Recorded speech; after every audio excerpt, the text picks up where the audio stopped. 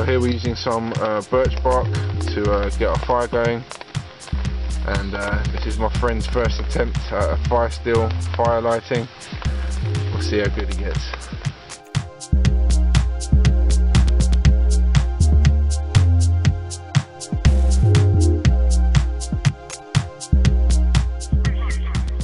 Yeah, there you go. Done. There we go. Right, get the bundle ready. Good.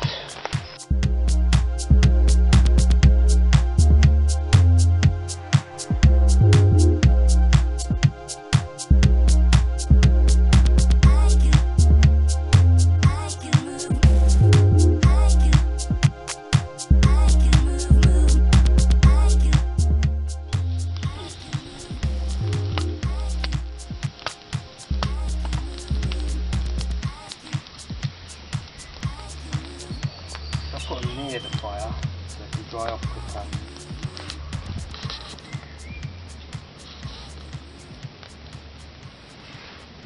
Hey folks, hopefully there's enough light that you can still see me. As you saw at the beginning of this video, I showed you my lightweight loadout and the hammock and tarp setup that I had with that ultralight loadout. In the end, it turned out to be a bit of a mistake in what I took with me as far as shelter and bedding material was concerned. Yeah, it turns out after taking quite a long time to set up the tarp and hammock, I appreciate that obviously setting up a tarp and hammock gets easier with practice, but after taking a long time to set that up and then being fairly cold all night, obviously I didn't take a sleeping pad or sleeping bag with me, as I said.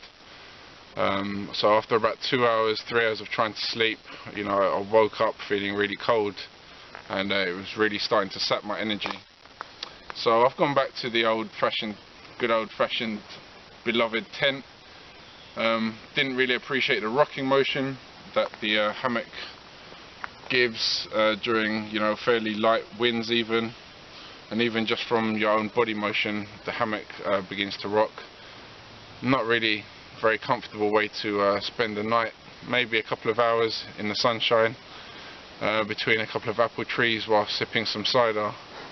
That could be good, but as a survival mechanism, I can't recommend it. It's not for me. Obviously, jungle environments, that's a different story, but I'm in England. I don't really travel to jungle environments, so yeah, I'm sticking with tents. I'm a ground dweller.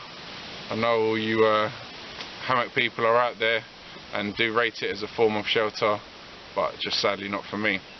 So I've gone back to my traditional loadout, which comes out at about 11 to 12 kilos, which is only 2 or 3 kilos different to the ultralight loadout that I showed you earlier on in the video. Yeah, so anyway, still trying to find a new wild camping location. Just found a little water source here, as you can see.